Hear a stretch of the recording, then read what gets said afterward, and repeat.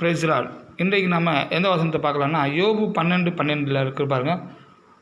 வயது சென்றவர் முதியோரிடத்தில் ஞானமும் வயது சென்றவரிடத்தில் புத்தியும் இருக்குன்னு சொல்லி அதில் பார்க்குறோம். அப்போது வயசு ஆக ஆக உண்மையிலேயே புத்தி கூர்மை, அதாவது பல விஷயங்களை குறிச்சின அறிவு ஞானங்கிறது பெருகும்.